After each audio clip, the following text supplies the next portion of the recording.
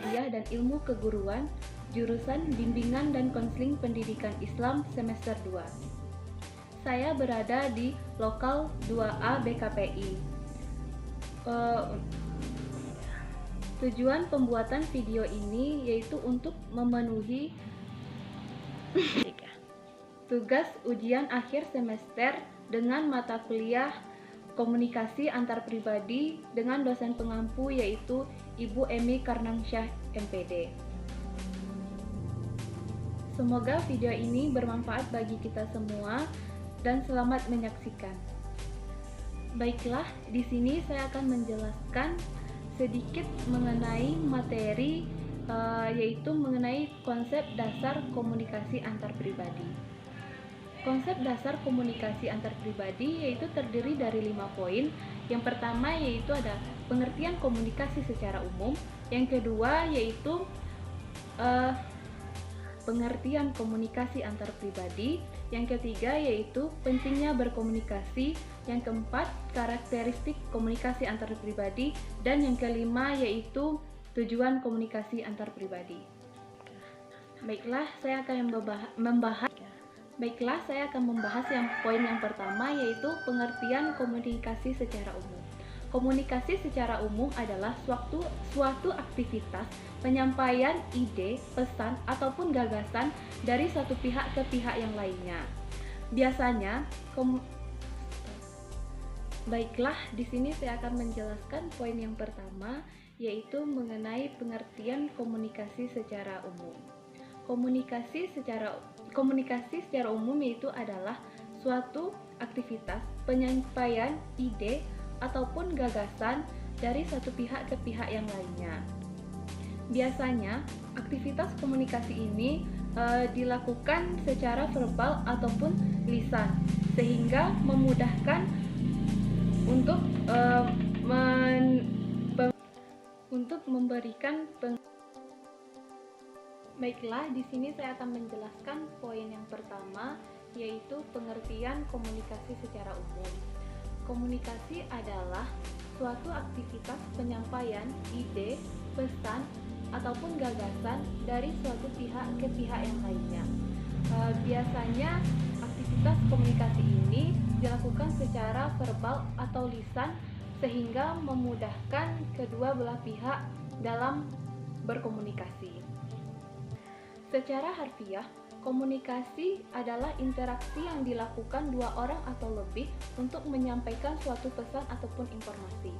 Komunikasi secara umum bertujuan untuk memberikan kedua belah pihak itu untuk saling mengerti. Baiklah, di sini saya akan menjelaskan poin pertama yaitu mengenai pengertian komunikasi secara umum. Komunikasi adalah suatu aktivitas yang menyampaikan informasi, baik pesan, gagasan, ataupun ide dari suatu pihak ke pihak yang lainnya. Biasanya, komunikasi ini dilakukan secara verbal atau lisan sehingga memudahkan kedua belah pihak untuk saling mengerti.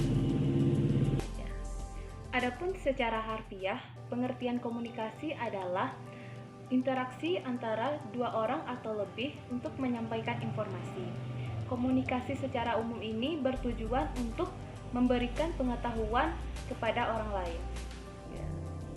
Komunikasi yang baik adalah komunikasi yang dapat diterima dan dapat dimengerti oleh orang lain.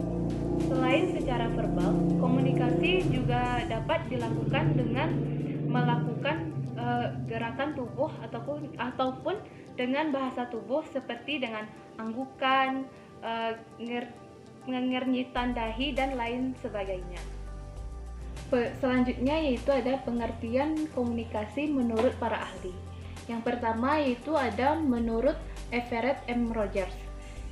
Dia mengatakan bahwa komunikasi adalah satu proses pengalihan ide dari satu sumber ke sumber penerima atau lebih dengan tujuan agar mudah mengubah untuk tingkah laku. Selanjutnya yang kedua yaitu ada menurut Anderson. Ia mengatakan pengertian komunikasi adalah rangkaian langkah serah terima maksud yang terjadi dengan dinamis serta konstan berubah sesuai dengan kondisi yang berlaku. Dan yang terakhir itu ada menurut Aristoteles. Ia mendefinisikan komunikasi adalah usaha yang berfungsi sebagai alat warga bermasyarakat dalam berperan serta dalam berdemokrasi. Selanjutnya yaitu ada syarat-syarat komunikasi.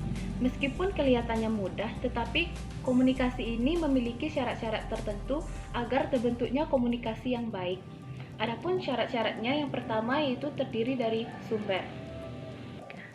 Sumber adalah dasar dalam penyampaian informasi ataupun pesan yang tujuannya untuk memperkuat isi dari pesan tersebut.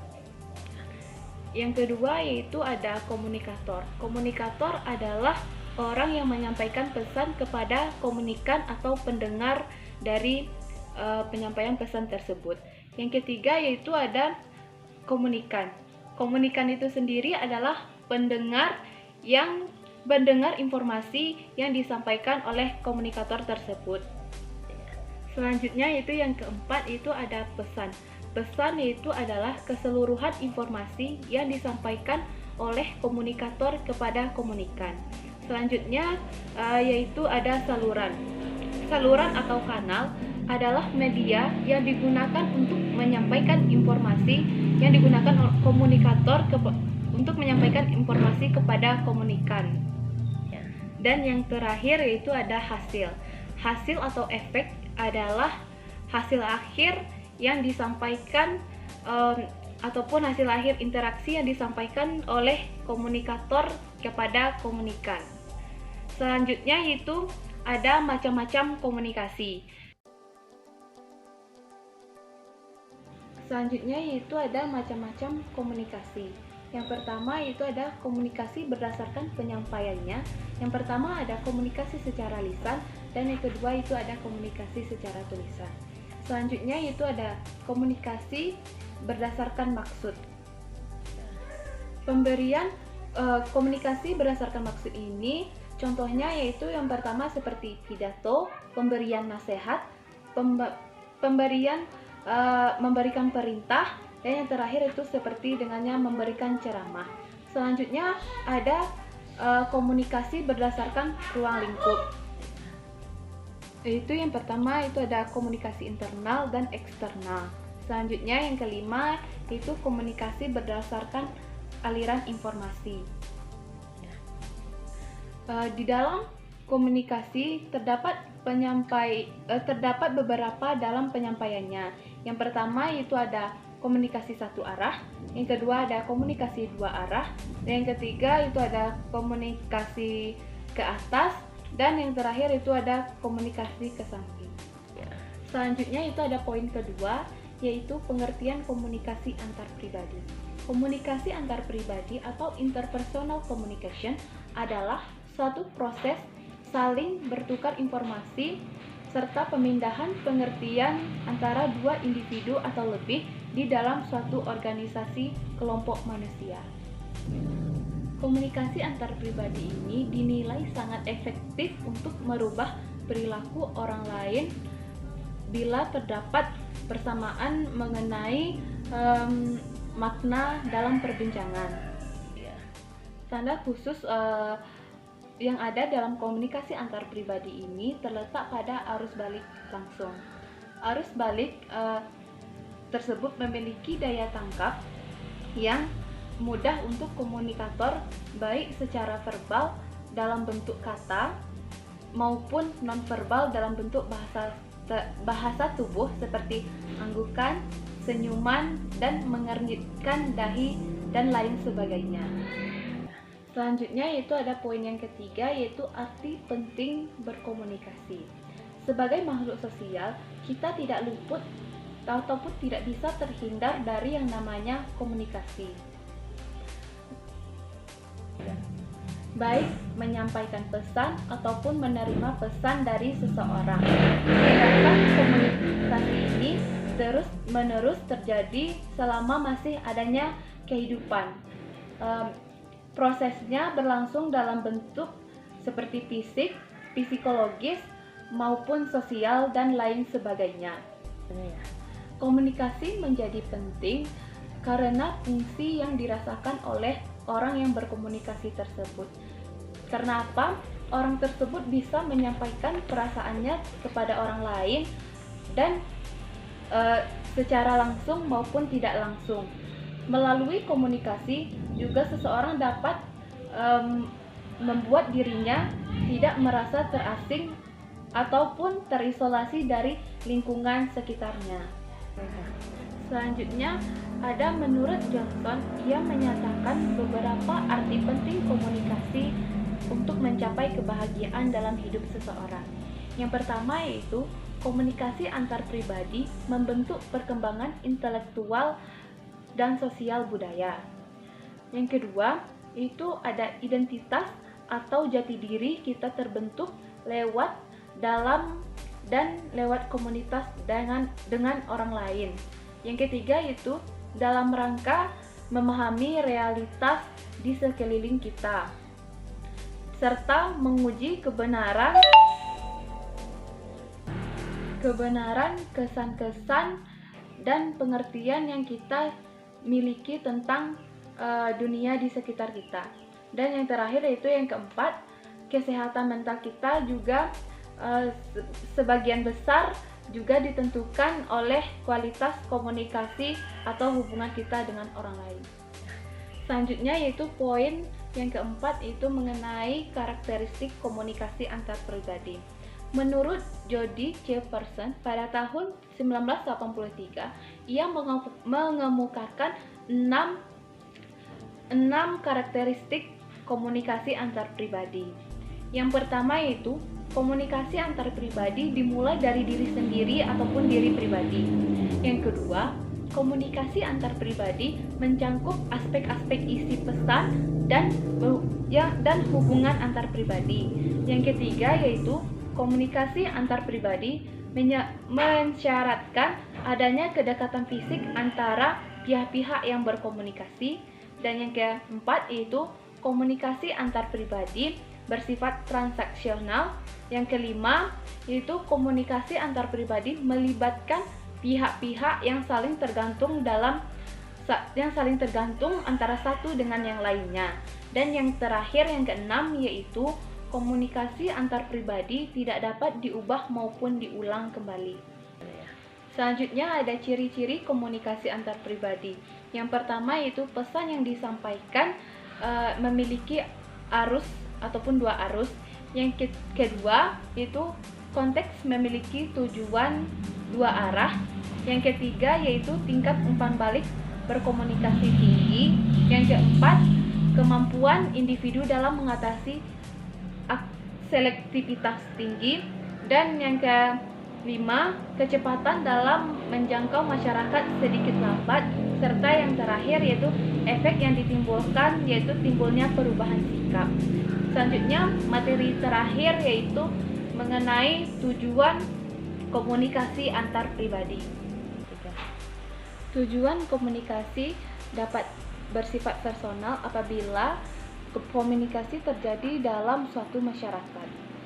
Dan untuk pelaksanaan tugas bila komunikasi terjadi dalam suatu organisasi.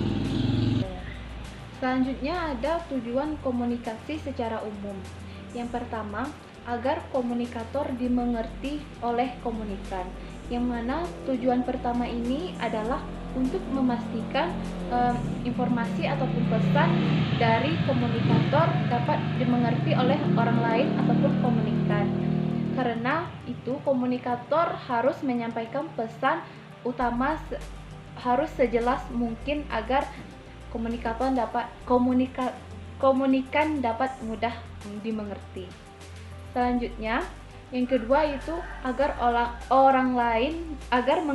orang lain. Yang kedua itu agar mengenal orang lain. Dengan adanya interaksi dan komunikasi, maka setiap orang dapat saling mengenal dan memahami satu sama lain. Yang ketiga yaitu agar pendapat diterima oleh orang lain. Komunikasi secara persuasif seringkali dilakukan untuk menyampaikan gagasan atau ide seseorang kepada orang lain. Dengan tujuannya adalah agar ide dan gagasan tersebut dapat diterima oleh orang tersebut diterima. Selanjutnya yang terakhir yaitu ada menggerakkan orang lain. Maksudnya di sini yaitu komunikasi dengan cara persuasif dapat membangun kesamaan persepsi dengan orang lain. Selanjutnya yaitu kesamaan persepsi tersebut digunakan untuk menggerakkan orang lain sesuai dengan keinginan mereka.